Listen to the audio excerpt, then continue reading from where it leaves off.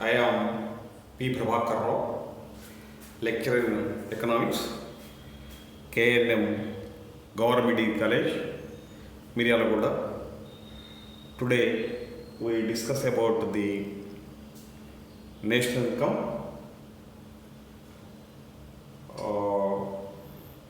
National income in the sense in Telugu జాతీయ ఆదాయము.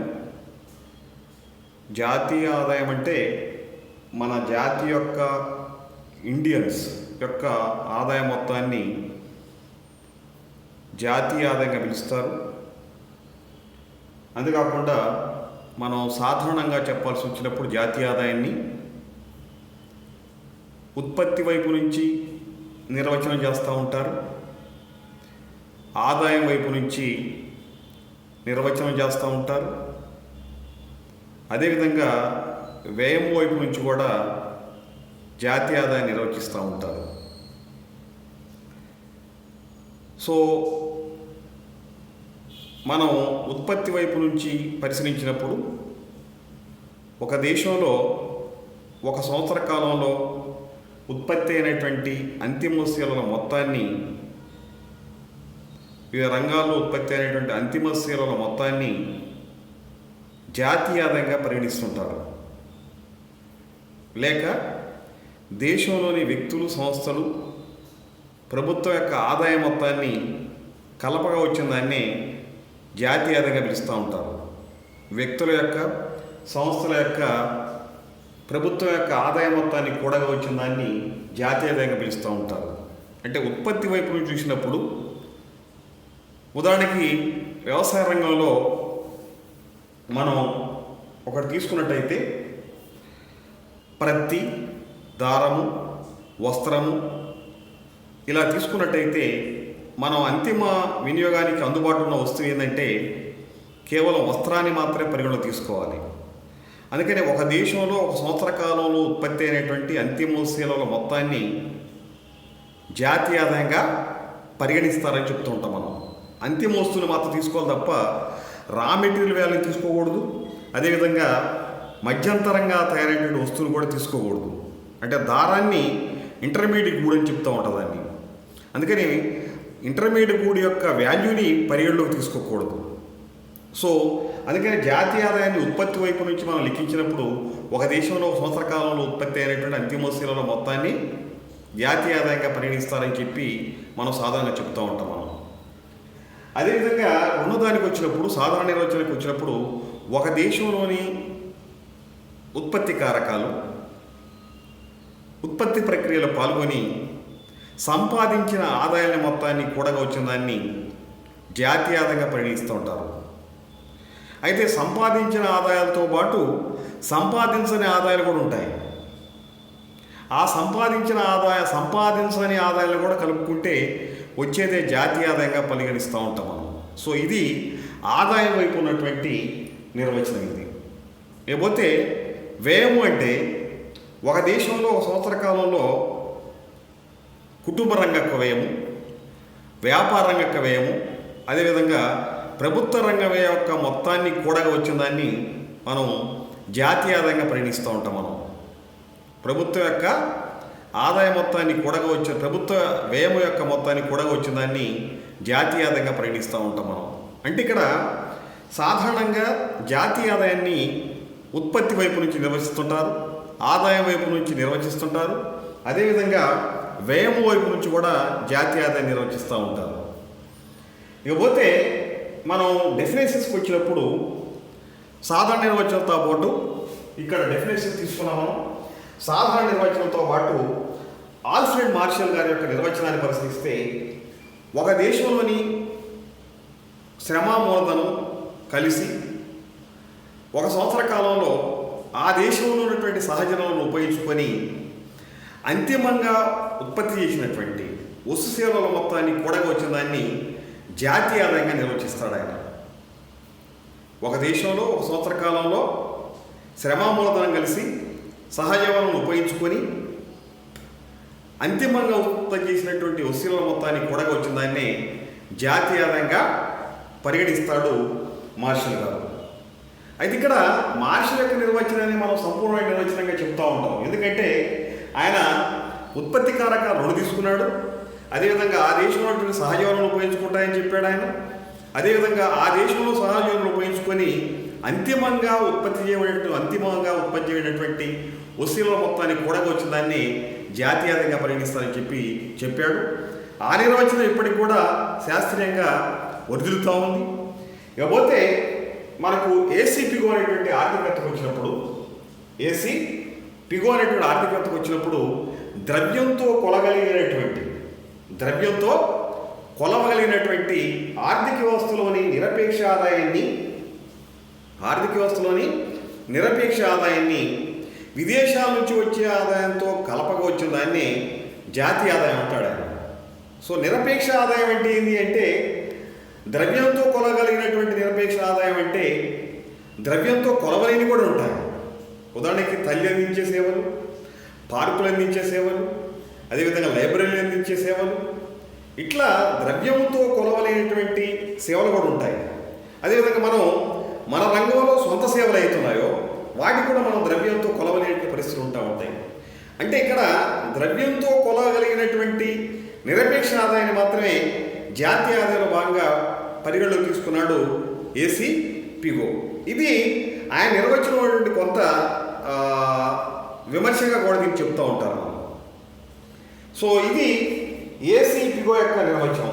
తర్వాత ఇకపోతే ఇర్వింగ్ ఫిషర్ యొక్క నిర్వచనానికి వచ్చినప్పుడు ఆయన ఏమంటారంటే, ఆర్థిక వ్యవస్థలోని వ్యక్తుల సంస్థలకు అంతిమంగా వినియోగానికి అందుబాటులో ఉన్నటువంటి వస్తు సేవల విలువ మొత్తాన్ని కూడగా వచ్చిన దాన్ని జాతీయ ఆదాయంగా పరిగణిస్తుందని చెప్తాడు.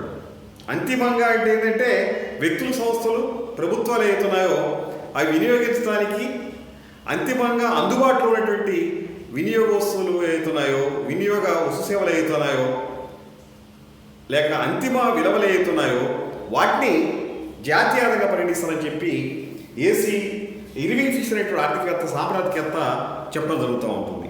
సో ఈ విధంగా మనకు డిఫరెంట్ భావాలతోని ఈ నిర్వచనాలన్నీ కూడా ఇవ్వడం జరుగుతూ ఉంటుంది.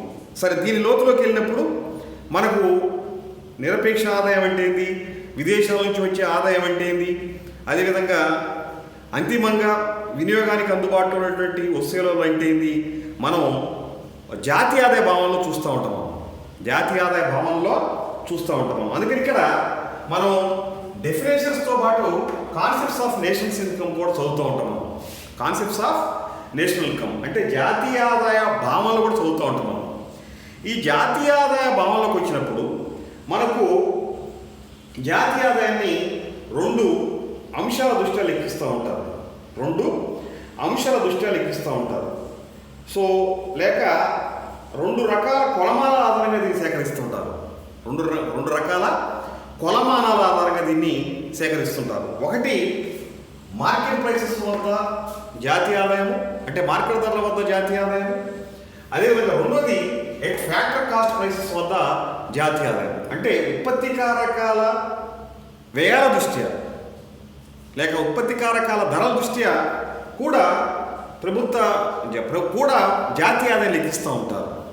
అంటే మార్కెట్ ధరలు అంటే ఏంటంటే, మనం ఒక దేశంలో వ్యవసాయ రంగంలో, పారిశ్రామిక రంగంలో పండించినటువంటి పంట మొత్తాన్ని లేక వస్తువుల మొత్తాన్ని మార్కెట్లో అమ్మితే ఆ సంవత్సరపు ధరల వద్ద లేక ఆ సంవత్సరపు ధరల వద్ద, ఆ సమయంలో ఉన్న ధరల వద్ద ఎంతైతే ఆదాయం లభిస్తుందో ఆదాయం ఆదాయం చేసుకొని లెక్కిస్తూ ఉంటారు. అంటే ఆ సంవత్సరం యొక్క ధరల సూచి సంఖ్యను ఆధారం చేసుకొని, మార్కెట్ ధరల యొక్క సూచి సంఖ్యను ఆధారం చేసుకొని జాతీయ ఆదాయం లెక్కిస్తూ ఉంటారు. ఉదాహరణకి ఇక్కడ వస్తు పరిమాణము ఇంటూ సగటు ధరలు లేక మార్కెట్ ధరలు అని చెప్తూ ఉంటారు. వస్తు పరిమాణం అంటే ఉదాహరణకి 100 టన్నుల వ్యవసాయం పడింది అనుకోండి, అదేవిధంగా టన్ను 10 రూపాయలు అనుకోండి, మొత్తం 1000 రూపాయలు మనకు మార్కెట్ ధరలో లభించినటువంటి జాతీయ ఆదాయంగా చెప్తూ ఉంటున్నాం. సో ఈ విధంగా వస్తు పరిమాణాన్ని మార్కెట్ ధరల చేత గుణించగా వచ్చిన దాన్ని మార్కెట్ ధరలో వద్ద ఉన్నటువంటి జాతీయ ఆదాయంగా దీన్ని పిలుస్తూ ఉంటాం మనం. ఇకపోతే రెండో దానికి విషయానికి వచ్చినప్పుడు ఎట్ ఫ్యాక్టర్ కాస్ట్ ప్రైసెస్ అంటే ఉత్పత్తి కారకాల వేల దృష్ట్యా మనం జాతీయ ఆదాయాన్ని లెక్కిస్తూ ఉంటాం. మనం ఇక్కడ వివిధ వస్తువులు ఉత్పత్తి చేయడానికి ఏం కావాలి? ఉత్పత్తిదారునికి అంటే ఫ్యాక్టర్స్ ఆఫ్ ప్రొడక్షన్స్ కావాలి. వివిధ వస్తువులు ఉత్పత్తి చేయడానికి ఉత్పత్తిదారునికి ఫ్యాక్టర్స్ ఆఫ్ ప్రొడక్షన్స్ కావాలి. ఫ్యాక్టర్స్ ఆఫ్ ప్రొడక్షన్స్ కావాలి కాబట్టి ఆ ఫ్యాక్టర్స్ ఆఫ్ ప్రొడక్షన్స్ని ఉపయోగించేటప్పుడు కొన్ని వ్యయాలు అవుతాయి, కొన్ని ధరలు ఉంటాయి, బాటకము, వేతనము, వడ్డీ, లాభాలు ఉంటాయి. ఈ వ్యయాలు అయితే ఉన్నాయో ఆ వ్యయాలను ఆధారం చేసుకొని కూడా సాధారణంగా జాతీయ ఆదాయం లెక్కిస్తూ ఉంటారు. అంటే ఎట్ మార్కెట్ ప్రైసెస్ ద్వారా లెక్కిస్తుంటారు, లేక ఎట్ ఫ్యాక్టర్ ప్రైసెస్ యొక్క ధరలను తీసుకొని కూడా లెక్కిస్తూ ఉంటారు. ఎట్ ఫ్యాక్టర్ ప్రైసెస్ బేస్తో కూడా లెక్కిస్తూ ఉంటారు. సో ఈ విధంగా ఈ రెండు కోణమానాల దృష్ట్యా మనం జీడిపి లెక్కించవచ్చు, జీడిపి అట్ ఫ్యాక్టర్ కాస్ట్ లెక్కించవచ్చు, ఎన్డీపీ లెక్కించవచ్చు, ఎన్డీపీ అట్ ఫ్యాక్టర్ కాస్ట్ లెక్కించవచ్చు, జిఎన్పి లెక్కించవచ్చు, జిఎన్పి అట్ ఫ్యాక్టర్ కాస్ట్ కూడా లెక్కించవచ్చు. అయితే ఇక్కడ ఒకటి అర్థం చేసుకోవాలి. మనం ఏం అర్థం చేసుకోవాలంటే మరి మార్కెట్ ప్రైసెస్ వద్ద లభించినటువంటి జాతీయ ఆదాయంతో పాటు ఉత్పత్తి కారకాల వేల దృష్ట్యా ఉన్న జాతీయ ఆదాయాన్ని ఎందుకు లెక్కిస్తారు? ఇది కీలకమైన ప్రశ్న. మార్కెట్ ధరలో ఉన్నటువంటి జాతీయ ఆదాయంతో పాటు ఉత్పత్తి కారకాల ధరల వద్ద, ఉత్పత్తి కారకాల వ్యయ వద్ద జాతీయ ఆదాయాన్ని ఎందుకు లెక్కిస్తారంటే నిజంగా మార్కెట్లో లభించిన ఆదాయం ఉత్పత్తి కారకాలు పొందుతున్నాయా లేదా అనేది తెలుసుకోవడం కోసం ఒకటి. తర్వాత ఉత్పత్తి కారకాలు ప్రభుత్వం నుంచి సబ్సిడీలు పొందుతూ ఉంటాయి. అదేవిధంగా ఉత్పత్తి కారకాలు ఇండైరెక్ట్ ట్యాక్స్ చెల్లిస్తూ ఉంటాయి, అంటే పరోక్ష పన్నుల్ని చెల్లిస్తూ ఉంటాయి. మరి అది సబ్సిడీల ఆదాయంగా ఉంటుంది వాళ్ళకి. అదేవిధంగా వాళ్ళు చెల్లించేటువంటి పనులు ఏవైతున్నాయో అవి వాళ్ళకి వ్యయాలుగా మారుతూ ఉంటాయి. అందుకని నికరంగా ఉత్పత్తి కారకాలు అనుభవించేటువంటి ఆదాయం ఎంత అనేది తెలుసుకోవడం కోసం మార్కెట్ ప్రైసెస్ ధరలో అవుతున్నటువంటి జాతీయ ఆదాయంతో పాటు ఉత్పత్తి కారకాల వ్యయాల దృష్టిలో ఉన్నటువంటి జాతీయ ఆదాయాన్ని కూడా రాబడుతూ ఉంటారు. అందుకని ఒక దేశం యొక్క జీవన ప్రమాణం, ఒక దేశం యొక్క అభివృద్ధిని లెక్కట్టాలంటే మార్కెట్ ప్రైసెస్ వద్ద ఉన్నటువంటి జాతీయ ఆదాయం కన్నా ఉత్పత్తి కారకాల వ్యయాల దృష్టిలో ఉన్నటువంటి జాతీయ ఆదాయము ఒక శాస్త్రీయమైనటువంటి కొలబద్దగా పనిచేస్తూ ఉంటుంది. అందుకని దీనితో పాటు దీన్ని కూడా లెక్కిస్తూ ఉంటారు. ఇకపోతే మనకు జీడిపి అంటే ఇది కాన్సెప్ట్స్ ఆఫ్ నెక్స్ట్ మనకు వచ్చినప్పుడు మనకు number 1 GDP. So number 1 GDP అన్నప్పుడు సో జీడిపి అంటే gross domestic product, gross domestic product, domestic product.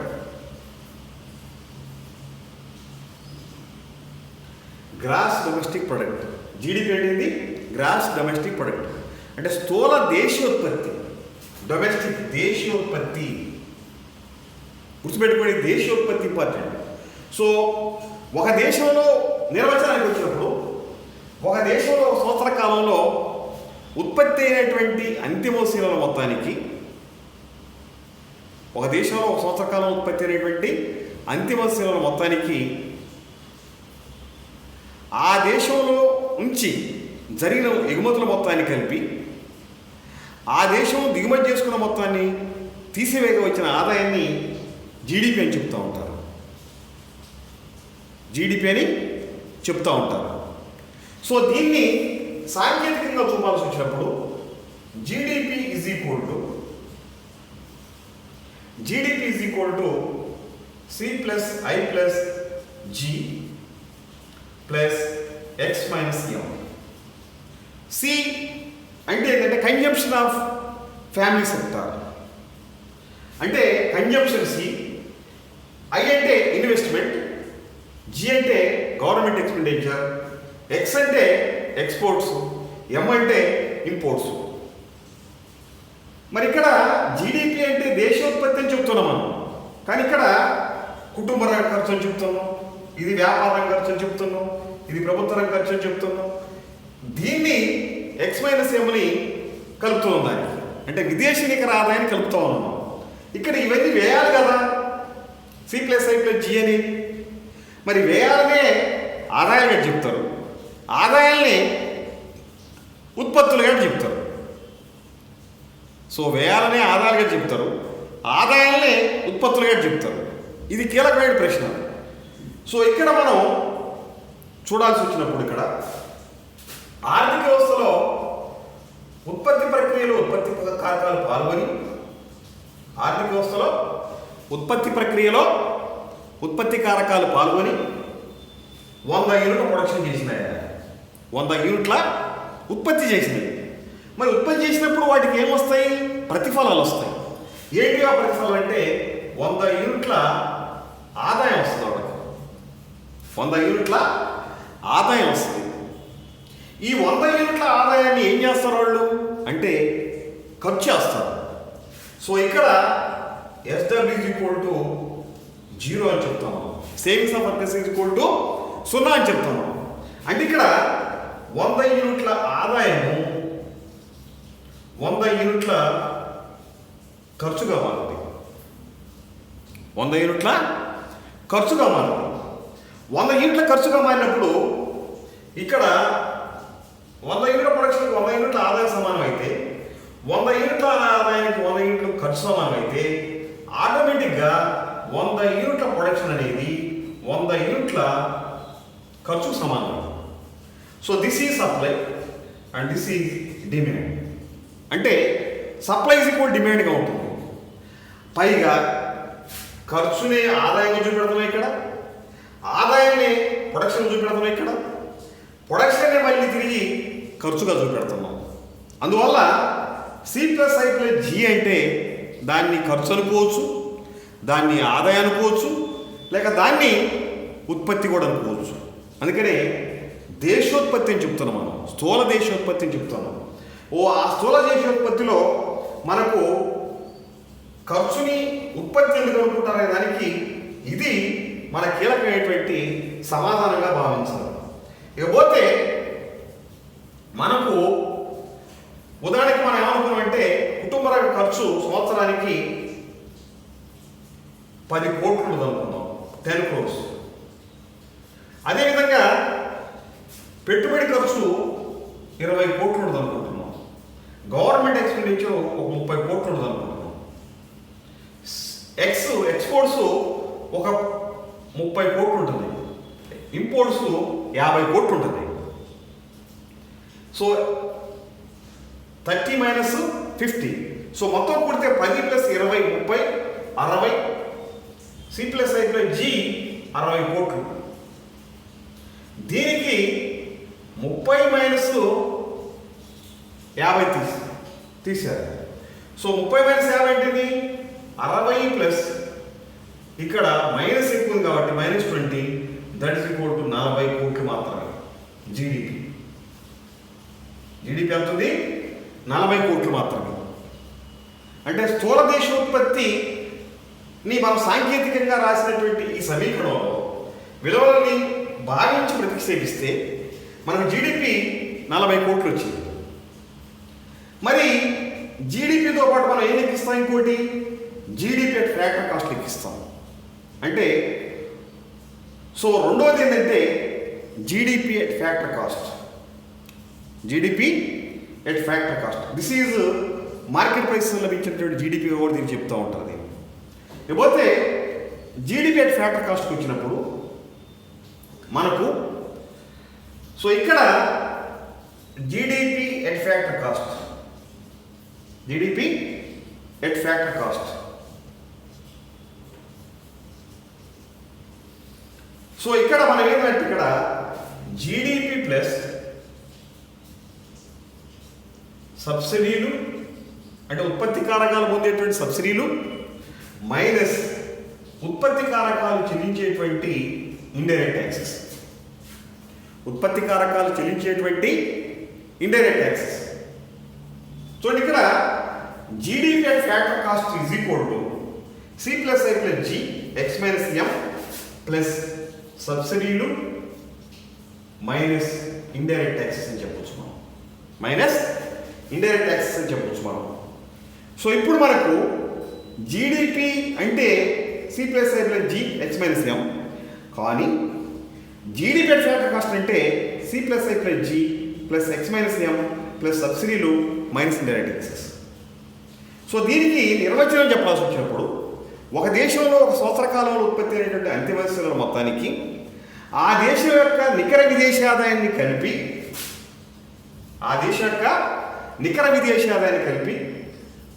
ఉత్పత్తి కారకాలకు ప్రభుత్వం అందించేటువంటి సబ్సిడీ మొత్తాన్ని కలిపి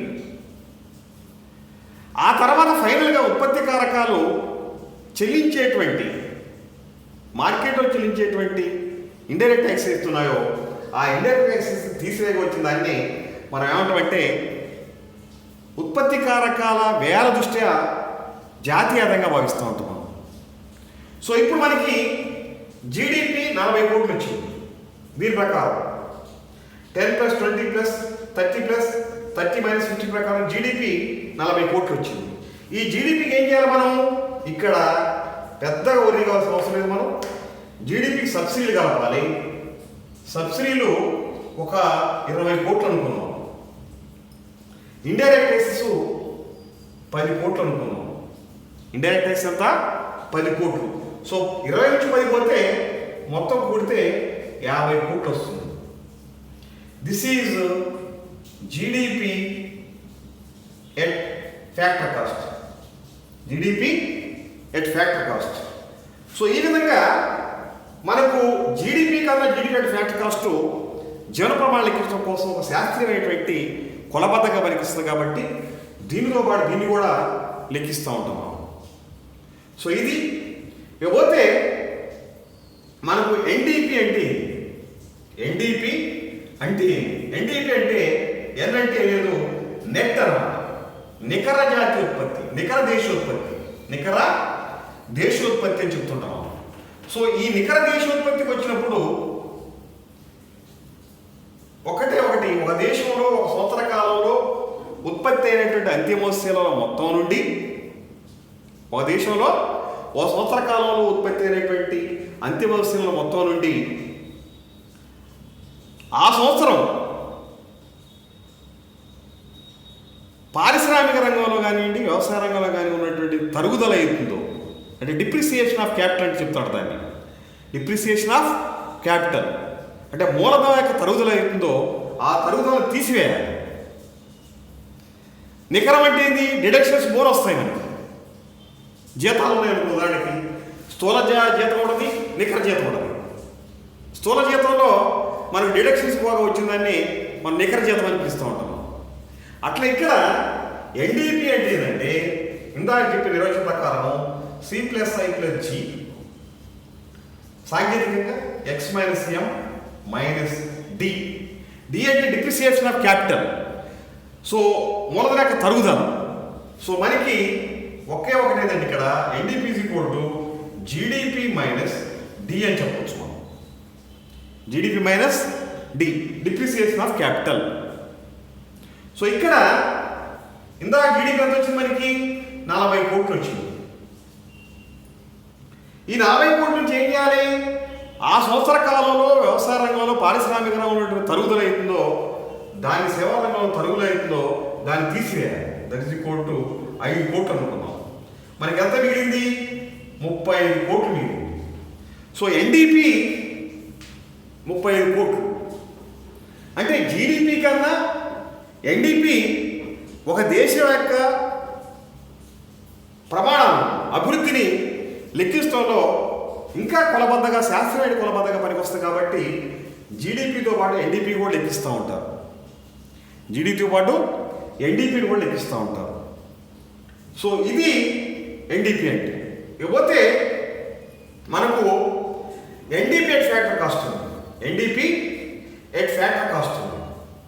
so NDP at factor cost అంటే మనం భయపడాల్సిన అవసరం లేదు. NDP at factor cost. So ఇందాక చెప్పుకున్నా మనం ఇక్కడ ఎన్డిపికి సబ్సిడీ కలపాలి, ఉత్పత్తి కారకాల నుంచి సబ్సిడీ కలపాలి. ఉత్పత్తి కారకాలు చెల్లించేటువంటి ఇండైరెక్ట్ ట్యాక్సెస్ తీసివేయాలి. ఉత్పత్తి కారకాలు చెల్లించేటువంటి ఇండైరెక్ట్ ట్యాక్సెస్ తీసివేయాలి. సో ఎన్డీపీ అంటే ఏంటంటే C+I+G X-M-D. ఎన్డీపీ అంటే ప్లస్ సబ్సిడీలో అంటే ఉత్పత్తి కారకాలు ప్రభుత్వం అందించే సబ్సిడీ మొత్తాన్ని కలపాలి. ఆ మేరకు ఆదాయాలు పెరుగుతాయి కాబట్టి ఉత్పత్తి కారకాలకు. అదేవిధంగా ఉత్పత్తి కారకాలు వినియోగంలో తమ వినియోగంలో వివిధ వస్తువుల వినియోగంలో పరోక్ష పన్ను చెల్లిస్తాయి కాబట్టి ఆ మేరకు వాళ్ళ ఆదాయం తగ్గుతుంది కాబట్టి అది తీసివేయాలి. సో అందుకని ఇక్కడ మనకి ఎన్డీపీ 35 కోట్లు వచ్చింది ఇందా తీసుకున్న ఉదాహరణలో. సబ్సిడీలు మనం 10 కోట్లు కలుపుతున్నాం. సో 10 కోట్లు అంటే ఏంటి ఇక్కడ 45 కోట్లు మైనస్ ఇండైరెక్ట్ ట్యాక్సెస్ ఒక 5 కోట్లు అనుకోండి. సో అప్పుడు మనకి 35 ప్లస్ 45 మైనస్ 5 40 కోట్లు ఎన్డీపీ అని చెప్తుంటాం. ఎన్డీపీ ఎట్ ఫ్యాక్ట్ కాస్ట్ అని చెప్తుంటాం. అంటే ఎన్డీపీ ఎట్ ఫ్యాక్ట్ కాస్ట్ ఇంకా శాస్త్రీయమైనటువంటి కొలబద్దగా భావించడానికి అవకాశం ఉంది. లేక ఉత్పత్తి కారకాలు నిజంగా ఖర్చు చేయడానికి అందుబాటులో ఉన్నటువంటి ఆదాయంగా దీన్ని పరిగణిస్తూ ఉంటాం మనం. సో అందుకనే ఎన్డీపీతో పాటు ఎన్డీపీ ఎట్ ఫ్యాక్ట్ కాస్ట్ కూడా లెక్కిస్తూ ఉంటారు. ఇకపోతే మనకు ఇంకోటి ఉంది ఏంటంటే జిఎన్పి ఉంది. జిఎన్పి. సో జిఎన్పి అంటే gross national product. Gross national product. So మనకి గ్రాస్ నేషనల్ ప్రొడక్ట్ తీసుకున్నప్పుడు GNP gross national product. Gross national product. ఇక్కడ స్థూల దేశోత్పత్తితో పాటు స్థూల జాతీయోత్పత్తి ఉంటుంది. స్థూల జాతీయోత్పత్తి కూడా ఉంటుంది. జాతీయోత్పత్తి అంటే ఏంటంటే మన దేశీయులు విదేశాల్లో ఉంటారు, వాడు మన జాతీయులే. మన దేశీయులు విదేశాల్లో ఉంటారు, వాడు మన జాతీయులు. అదేవిధంగా విదేశస్తులు మన దేశంలో ఉంటారు. మన దేశం నుండి వివిధ ఉత్పత్తి ప్రక్రియలో పాల్గొని ఆదాయాలు సంపాదిస్తుంటారు. మన జాతీయులు కూడా ఈ దేశాల్లో ఉండి ఉత్పత్తి ప్రక్రియలో పాల్గొని ఆదాయాలు సంపాదిస్తూ ఉంటారు. సో ఈ రెండింటిని పరిగణలో తీసుకుంటా ఉంటాం ఇక్కడ. అంటే జాతి కాబట్టి ఇక్కడ ఈ 2 ఆదాయాలు కూడా పరిగణలో తీసుకుంటాం మనం. సో ఒక మాటలో చెప్పాలంటే జీడిపికి మనం R కలిపి మైనస్ P అంటే R అంటేమో మన దేశస్తులు విదేశాల నుండి సంపాదించే ఆదాయము. R అంటే ఏంది? మన దేశంలో విదేశాల్లో మన దేశస్తులు ఉండి సంపాదించే ఆదాయము, విదేశాల్లో మన దేశం నుండి సంపాదించే ఆదాయము.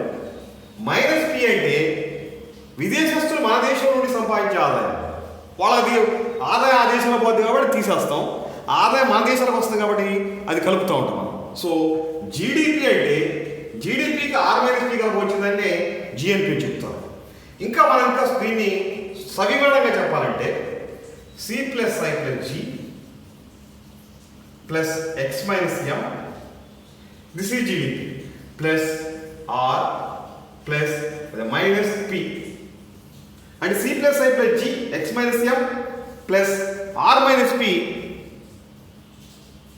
కలపగా వచ్చిన దాన్ని ఏమంటారంటే స్థూల జాతీయోత్పత్తి అంటారు. స్థూల జాతీయోత్పత్తి అంటారు. సో స్థూల జాతీయోత్పత్తిలో మనం ఉదాహరణ తీసుకుంటే ఇక్కడ జీడిపి 40 కోట్లు వచ్చింది మనకి దాకా. దీనికి R 50 కోట్లు అనుకుందాం ఉదాహరణకి. P ఒక 40 కోట్లు అనుకుందాం. సో ఇప్పుడు 50 మైనస్ 40, సో 10 మిగిలింది కాబట్టి 40 ప్లస్ 10 ఈజ్ ఈక్వల్ టు 50. 50 ఏంటి ఇక్కడ? స్థూల జాతీయోత్పత్తి. 40 కోట్లు జీడిపి ఉంటే స్థూల జాతీయోత్పత్తి 50 కోట్లు ఉంది. సో అందుకని ఇక్కడ జీడిపితో పాటు జిఎన్పి కూడా లెక్కిస్తూ ఉంటారు. జీడిపితో పాటు జిఎన్పి కూడా లెక్కిస్తుంటారు. సో దీని నిర్వచనానికి వచ్చినప్పుడు ఎలా చెప్పాలి? ఒక దేశంలో ఒక సంవత్సర కాలంలో ఉత్పత్తి అయినటువంటి అంతిమ వస్తువుల మొత్తానికి ఆ దేశం యొక్క నికర ఎగుమతులు కలిపగా వచ్చిన ఆదాయానికి మన దేశస్తులు విదేశాల నుండి సంపాదించే ఆదాయాన్ని కలుపుతూ మన దేశంలో విదేశస్తుల నుండి సంపాదించే ఆదాయాన్ని తీసివేయగా వచ్చిన ఆదాయాన్ని జిఎన్పి అంటారు. So that is equal to C plus I plus G plus X minus M plus R minus P. So దాని ప్రకారం మనకు జిఎన్పి 50 కోట్లు ఉంది. అంటే జీడిపి కన్నా జిఎన్పి ఎక్కువగా ఉంది. అందుకని జీడిపితో పాటు జిఎన్పి కూడా లెక్కిస్తారు. జీడిపితో పాటు జిఎన్పి కూడా లెక్కిస్తారు. ఎందుకంటే ఒక దేశం యొక్క అభివృద్ధి కానివ్వండి, ఒక దేశం యొక్క జీవన ప్రమాణాలు కానీ జీడిపి కన్నా జిఎన్పినే ఎక్కువగా పరిగణలోకి తీసుకొని లెక్కిస్తూ ఉంటారు. కాబట్టి దానితో పాటు దీన్ని కూడా లెక్కిస్తూ ఉంటారు. సో ఇకపోతే ఈ రోజుకి వచ్చినప్పుడు GNP at factor cost, GNP at factor cost. So GNP at factor cost అంటే నిర్వచనం ఏంటంటే GNP at factor cost. So GNP at factor cost అంటే ఒకే ఒక మాటలో చెప్పాలంటే జిఎన్పికి ఉత్పత్తి కారకాలు పొందే సబ్సిడీలు కలిపి, ఉత్పత్తి కారకాలు పొందేటువంటి సబ్సిడీలు కలిపి ఇండైరెక్ట్ ట్యాక్సెస్ని తీసివేయ వచ్చిన ఆదాయాన్ని జిఎన్పి ఎట్ ఫ్యాక్టర్ కాస్ట్ అంటారు. అంటే ప్రభుత్వం ఉత్పత్తి కారకాలు ఇచ్చే సబ్సిడీ కలుపుతారు. ఉత్పత్తి కారకాలు మార్కెట్లో వేసే వాళ్ళని కొన్నప్పుడు పన్నులు పెట్టి చెల్లించే పరీక్ష పనులు అవుతున్నాయో అవి తీసివేస్తారు. అది నికరంగా జాతి అనుభవించేటువంటి సంపద, లేక జాతి వ్యయానికి చేయడానికి అందుబాటులో వ్యయంగా దాన్ని చెప్తూ ఉంటుంది. సో ఇప్పుడు వరకు దీన్ని మనం వివరంగా చూస్తే C plus I plus G plus X minus M plus R minus P, ఇంతవరకు జిఎన్పి. దీనికి సబ్సిడీగా ఉంటుంది indirect tax minus indirect taxes. So దీన్ని తీసేక వచ్చిందని ఏమంటారంటే జిఎన్పి ఫ్యాక్టర్ కాస్ట్ అంటారు. ఇందా జిఎన్పి ఎంత వచ్చింది మనకి 50 కోట్లు. సో సబ్సిడీలు ఎంత అనుకుంటున్నాం మనం 10 కోట్లు. అదేవిధంగా ఇండైరెక్ట్ ట్యాక్సెస్ 8 కోట్లు అనుకుంటున్నాం. అప్పుడు మొత్తం ఏంటంటే 50 ప్లస్ 2 కోట్లు దట్ ఈస్ ఈక్వల్ టు 52 కోట్లు ఉంటుంది జిఎన్పి ఫ్యాక్టర్ కాస్ట్. సో అందుకని ఇక్కడ జిఎన్పితో పాటు జిఎన్పి ఫ్యాక్టర్ కాస్ట్ లెక్కిస్తుంటారు. జిఎన్పితో పాటు జిఎన్పి ఫ్యాక్టర్ కాస్ట్ కూడా లెక్కిస్తూ ఉంటారు. సో ఈ విధంగా మనకు మౌలికంగా GDP at factor cost, NDP at factor cost, GNP at factor cost కూడా లెక్కిస్తూ ఉంటారు. సో లెక్కించలేక కారణం ఏంటంటే మౌలికంగా శాస్త్రీయమైనటువంటి కొలబద్ద ఇది అనేది లెక్కించడం కోసం ఇవన్నీ కూడా జాతీయ ఆదాయ భావనలు రాబడుతూ ఉంటారు. సో ఇకపోతే ఎన్ఎన్పి కూడా ఉంది. సో ఎన్ఎన్పి అంటే ఏంటంటే నెట్ నేషనల్ ప్రొడక్ట్. ఇందా చెప్పుకున్నాం మనం ఎన్డిపి ఎట్లయితే ఉంటుందో ఇక్కడ కూడా ఎన్ఎన్పి అట్నే ఉంటుంది. నెట్ నేషనల్ ప్రొడక్ట్ అంటే నికర జాతీయ ఉత్పత్తి. అక్కడ ఎట్లయితే మనం డి తీసేస్తామో జీడిపి నుంచి, ఇక్కడ కూడా జిఎన్పి నుంచి డి తీసేస్తూ ఉంటాం మనం. అంటే డిప్రిసియేషన్ ఆఫ్ క్యాపిటల్ తీసేస్తూ ఉంటాం మనం. అంటే ఉత్పత్తి ప్రక్రియలో పాల్గొనేటువంటి యంత్రాలు అవుతున్నాయో అవి సంవత్సరంలో తరుగుదల ఉంటుంది కాబట్టి ఆ తరుగుదల వాల్యూని మనం మళ్ళీ రీఇన్వెస్ట్మెంట్ చేస్తాం కాబట్టి అక్కడ తరుగుదల మొత్తాన్ని తీసివేస్తూ ఉంటాం మనం. సో ఈ విధంగా మనకు ఎన్ఎన్పిని కూడా మనం రాబడుతుంటాం మనం. దీన్ని మనం మరొకసారి రేపు ఎన్ఎన్పి అంటే ఏంది, ఎన్ఎన్పి ఫ్యాక్టర్ కాస్ట్ అంటే ఏంది, తర్వాత పర్సనల్ ఇన్కమ్ అంటే ఏంది, డిస్పోజబుల్ ఇన్కమ్ అంటే ఏంది, ఆ తర్వాత what is per capital income అనేది డిస్కస్ చేద్దాం మనం. సో ఈ రోజుతో ఈ క్లాసు ముగిస్తున్నట్టుగా మీ అందరికీ తెలియజేస్తూ సెలవు తీసుకుంటున్నాను. Thank you wonderful. Thank you.